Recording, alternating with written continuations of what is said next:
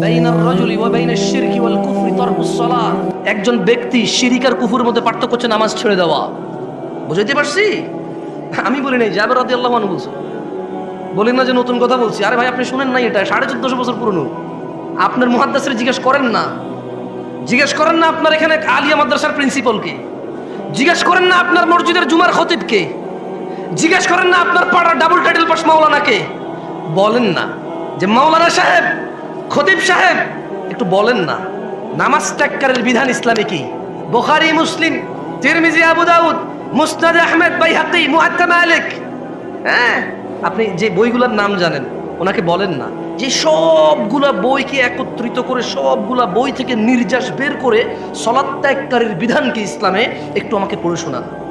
আপনাকে বলতে হবে বাইনাল মুনাফিকিন, বাইনানা ওয়া বাইনাল মুনাফিকিনা শুহুদুল ইশা ওয়াস সুবহ লা ইস্তাতিউনাহুমা।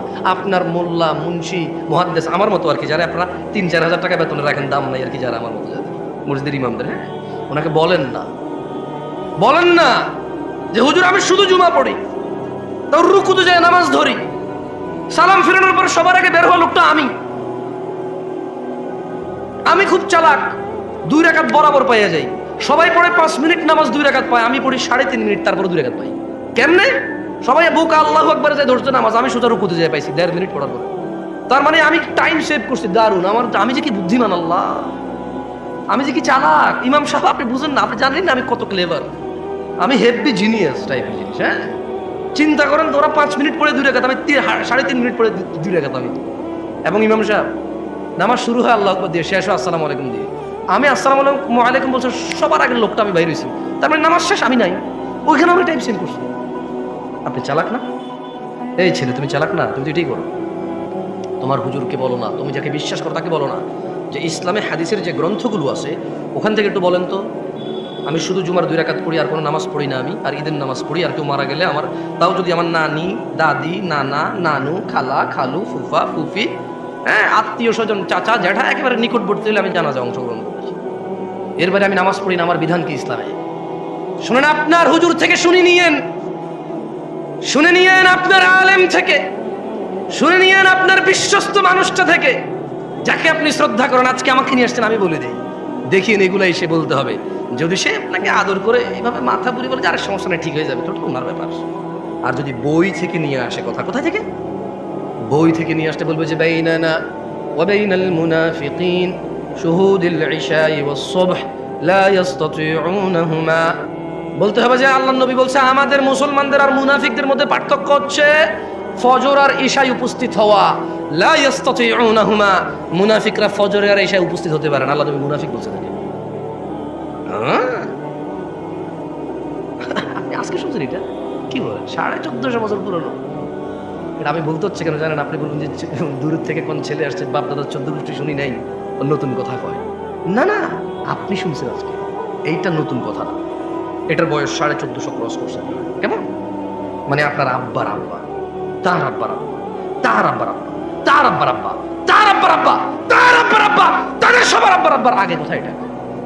আপনি বলবেন যে কি কথা বলে, বাপ দাদার জন্ম শুনে নেই। আর দূর, তোমার বাপ দাদার 14 গোষ্ঠীর 14 বার যোগ্য লেরায়ের কথা এটা। এত পুরনো কথা তুমি শুনো নাই কখনো, সময় পাও নাই শুনতে। এটা বলতে হবে। আরেকটা কি বলবে? আরেকটা বলতে হবে যে বাইনাল আবদি ওয়া বাইনাল কুফরি তারকুস সালাহ। কাফের আর মুমিনের মধ্যে পার্থক্য হচ্ছে নামাজ ছেড়ে দেওয়া। এটা বলবে উনি, যদি উনি বই থেকে বলতে হয়। কেমন? 90% মুসলমানের দেশ, বলো মারহাবা, বলো, হ্যাঁ, বলতে থাকো। তোমার ক্ষমতা অনেক না? তুমি নিজেকে নেতা বললে নেতা, সুদর্শন বললে সুদর্শন, কবি বললে কবি, লেখক বললে লেখক, তুমিই তো তুমি তো বলো নিজেকে মুসলমান মুমিন, বলো, তোমার মর্জি।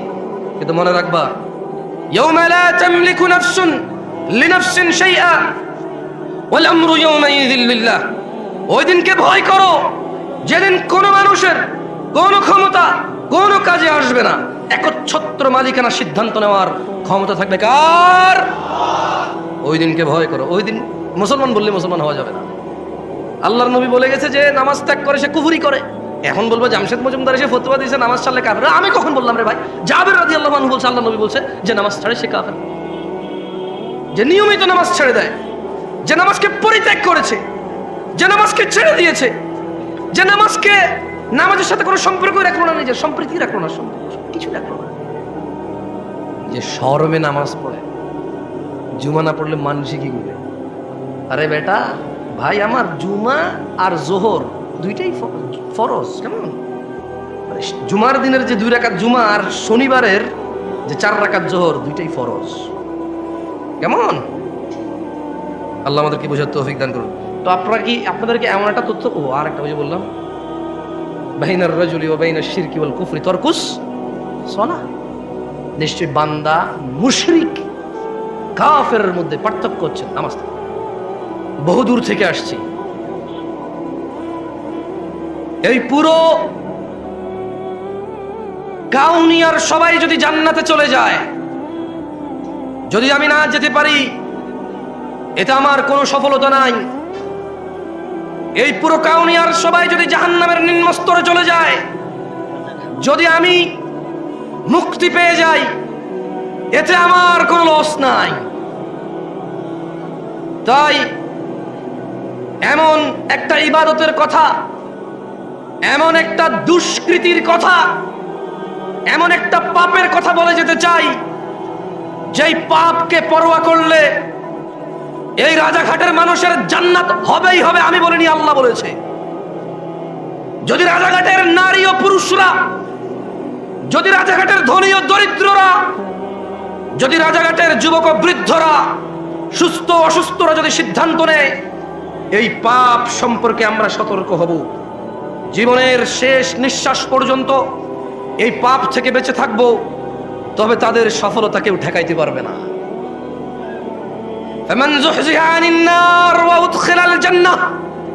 যেই ব্যক্তি আগুন থেকে মুক্তি পেল, জান্নাতে প্রবেশ করলো, ফাকাদ ফাজ, আল্লাহ বলছে সে জিতে গেল, সে জিতে গেল। কে জিতছে? কে জিতছে? যে আগুন থেকে বেঁচে গেল, জান্নাতে ঢুকলো, সে জিতছে। কে জিতছে? কে জিতছে? যে 3 গোল দিছে সে। কে জিতছে? বলেন বলেন, মুখস্থ করেন, ঠোঁটের মধ্যে নিয়ে আসেন, দেখেন না মুখের থেকে হৃদয় ঢোকে কিনা। কে জিতছে? নাকি যে ছক্কা মারছে? কে জিতছে? নাকি যে চাকরি পাইছে? কে জিতছে? নাকি যে নেতা হইছে? কে জিতছে? নাকি যে ব্যবসায়ী হইছে? কে জিতছে? যার বাপের 20 বিঘা জমি সে, নাকি যে আগুন থেকে মুক্তি পাইছে? সফলতা আল্লাহর কাছে জান্নাত ছাড়া আর কিচ্ছু না। এই পৃথিবীতে এমন কিছু নেই যেটা পেলে আল্লাহ মানুষকে সফল বলেছে। আল্লাহ বলেছে যে আগুন থেকে রেহাই পেল, জান্নাতে প্রবেশ করলো, ফাকাদ ফাজ, সে জিতে গেল। তো ইয়া আল্লাহ, সে কত গোলে জিতলো, কত রানে জিতলো? আল্লাহ ফাজা ফাউজান আযীমা, সে পৃথিবীতে যত শ্রেষ্ঠ, এই মানুষের জন্য যত শ্রেষ্ঠ কিছু আছে সবচাইতে বড়টা জিতছে। এর চেয়ে আর কিছু বড় নেই। লুকমান হাকিম বলেছিল, আল্লাহ মুহাম্মদ সাল্লাল্লাহু আলাইহি সাল্লামকে বলতেছেন, ওয়াইদ ক্বালা লুকমান, আল্লাহ বলল যে আর স্মরণ করুন যখন লুকমান বলেছিল তার পুত্রকে, ইয়া বুনাই ওয়া হুয়া ইয়ালিবনি, তার পুত্রকে যখন সে বলেছিল ওয়া হুয়া ইয়াইদুহু, ওয়াজ করতেছিল। কি করতেছিল? কি করতেছিল? আমি কি করতেছি এখানে আজকে? গত বছর এখানে কি হয়েছে? এর আগের বছর যত হুজুর আসে কি করে এখানে, যত শ্রোতা আছে কি শুনে এখানে? ওয়াজ শোনে। লুকমান হাকিম তার ছেলেকে ওয়াজ করছে। এদেশের বাপেরা হুজুর নিয়ে এসে ছেলেকে ওয়াজ শোনায়, নিজেরা ওয়াজ করে না। যেদিন বাপ তার ছেলেকে ওয়াজ করবে, স্বামী তার স্ত্রীকে, দাদা তার নাতিকে, নাতি তার দাদাকে, মা তার মেয়েকে, বাপ তার মেয়েকে, চাচা তার ভাতিজিকে, মামা তার ভাগ্নিকে, ভাগিনাকে, পাড়া প্রতিবেশী তার পাড়া প্রতিবেশীকে যেদিন ওয়াজ করবে, সেই দিন ওই একটা ইসলামের বিধানকে প্রস্তুত করার জন্য 2-4টা সুন্নতকে ছোট করা লাগবে না। সেদিন সবাই জেনে যাবে। কেমন? ওয়াইদ ক্বালা লুকমান, স্মরণ করুন লুকমান লিবনি, তার ছেলেকে ওয়াজ করছিল, ওয়া হুয়া ইয়াইদু, ওয়া হুয়া ইয়াইদু, তার ছেলেকে সে ওয়াজ করছিল কি, ইয়া বুনাই, ও আমার আদরের ছেলে, লা তুশরিক বিল্লাহ, তুমি আল্লাহর সাথে শরীক করিও না, ইন্না শিরকা লাযুলমুন আযীম, আমার ছেলে, শিরিক পৃথিবীর যত অপরাধ উপস্থিত আছে সবচেয়ে বড় অপরাধ। এখন প্রশ্ন হতে পারে 1000 লিটার মদ খেলে আর শিরিক করলে কোনটা বড় অপরাধ? এখানে কোরআনুল কারীমে সূরা লুকমান আল্লাহ বলছে যে ইন্না শিরকা লাযুলমুন আযীম, নিশ্চয়ই শিরিক সবচাইতে বড় অপরাধ। প্রশ্ন আসতে পারে এই দেশের নেতারা কয়েক হাজার কোটি টাকা দুর্নীতি করে নিয়ে চলে গেছে, এটা হিসেব হবে মানুষের টাকা, কার টাকা? মানুষের টাকা। হিসেব আল্লাহ মাফ করবে না। যার টাকা মারছে তারা মাফ করবে, তারা যদি তারা মাফ না করে তাহলে তাদেরকে নেকি দিয়ে দিতে হবে। যদি তাদের ওই লোকের কাছে, নেতার কাছে আর নেকি নেই, তবে এই দেশের নেতাদের কাছে বহু নেকি আছে। বলেন তো কেন? এই মসজিদ মাদ্রাসার লোকেরা নেতার কাছে যায় 2 লাখ টাকার জন্য দাঁড়ায় থাকে। ওর বাপ কি করতে হতো যে 2 লাখ টাকার জন্য কিনে প্রত্যেকে টাকা নেয়? এই ওর বাপ কি করতো আমি চিনি না। ওর বাপরে ও নিজে কি করতো?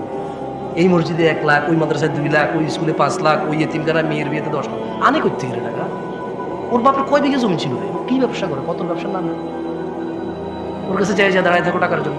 তো টাকা যেহেতু দিচ্ছে, যেখান থেকেই আনে, যেহেতু টাকা দিচ্ছে, এ ভাই আমি আওয়ামী লীগ বিএনপি বলছি না ভাই, চোর বদলানোর কথা আমি বলি না, কি বদলানোর কথা আমি বলি না। আমার কথা হচ্ছে যে শাসনে আছে আল্লাহ তার মধ্যে যত কল্যাণ আছে তা আমাকে গ্রহণ করা তৌফিক দিক। তার ভিতরে যত অনিষ্টতা আছে আল্লাহ তা থেকে আশ্রয় দিক। আমি তার সাথে পাঙ্গা ঝামেলা যেতে চাই না। তার ভিতরের ভালোটাকে ব্যবহার করে সমাজকে সুন্দর করতে চাই, তাকে সংশোধন করতে চাই, তাকে বদলাতে চাই না। কি করতে চাই না?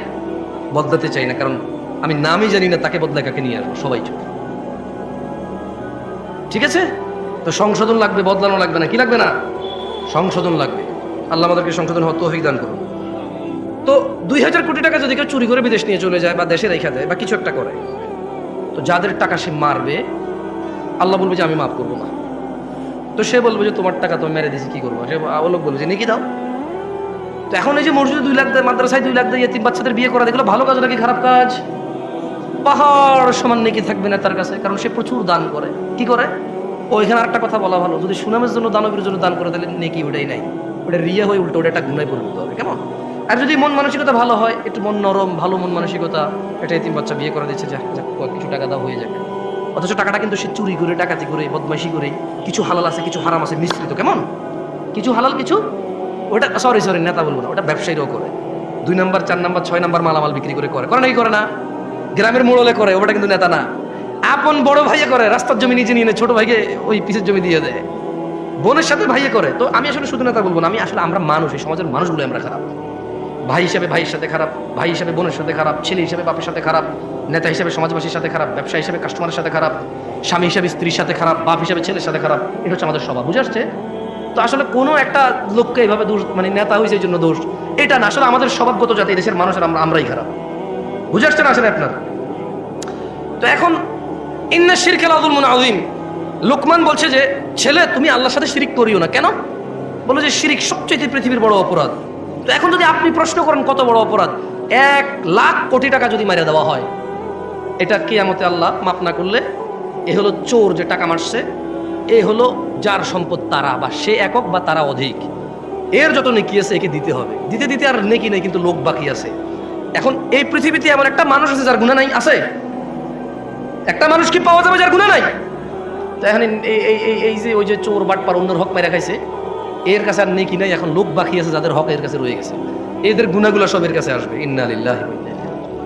সেই নেকির পাহাড় নিয়ে এসে মানুষ সবার গুনাহ নিয়ে গুনার পাহাড় নিয়ে যাবে। এবারে আসেন, এরপরে কি হবে? এর সমস্ত নেকি শেষ, সব মানুষের গুনাহের কাছে চলে আসছে, এইবার কি হবে ওর? এটা প্রশ্ন করতে পারে না? ধরে নেন ওর শিরিক করে নাই, কি করে নাই? কি করে নাই? আল্লাহ বলছে যে ইয়াগফিরু লিমান ইয়াশা, যাকে খুশি মাফ করে দেবে। বুঝে দিবেন না কি বলছে আল্লাহ? আরে ভাই, চোরদেরকে উৎসাহিত করতেছি না, ভুল বুঝিয়েন না আপনারা। অধিকাংশ চোরই মুশরিক বেনামাজি, অধিকাংশ চোর মুশরিক বেনামাজি, অধিকাংশ চোর ডাকাত আল্লাহকে অস্বীকার করে। আচ্ছা, একটা কথা বলুন, মাশাআল্লাহ আপনার ঠান্ডা চুপ আছে, একটু মনোযোগ দিয়ে শুনেন। জেনা করা কি? ন্যাংটা থাকা কি? ন্যাংটা থাকা কি? আরে আমি নাস্তিক, আমরা জোর করি। ন্যাংটা থাকা কি?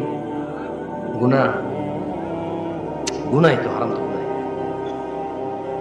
শরম না? শরম না? শুকর খাওয়া কি? আচ্ছা, কালকে বাংলাদেশের বইতে লেখা হলো, আমি ওয়াল্লাহি আল্লাহ সাক্ষী, আল্লাহ সাক্ষী, কসমে বিল্লাহি তাআলা, আল্লাহকে সাক্ষী রেখে বলছি, আমি বর্তমান যে সরকার বা এর আগের সরকার বা পরে কি আসবে আমি এত কনসার্ন না। ধরেন এই যে শিক্ষা নীতিমালা হয়, অনেক কিছু বইতে আসতেছে, যেমন এদেশের সায়েন্স আর্টসের অনেক বইতে লেখা আছে সব ধর্ম ম্যান মেড, মানুষের বানানো, কেমন লেখা আছে বইতে। আপনি কি করবেন? কি করবেন আপনি? টিচার পড়াবেন, এটা পড়াবে, ছাত্ররা পড়বে। ধরেন কালকে বইতে লিখলো, বছরে একটা দিন আমরা নির্ধারণ করব, ওই দিনের নাম দিব আমরা দুঃখ ভোলা দিবস। কি ভোলা দিবস দিব? আরে ভাই, যারা মাতাল তারা সবাই কেন খায়? দুঃখ ভোলার জন্য খায়। বুঝতে পারছি না পারি নাই? একটা সিগারেট খোর পর্যন্ত সিগারেট খায় দুঃখ ভোলার জন্য। কি বলার জন্য?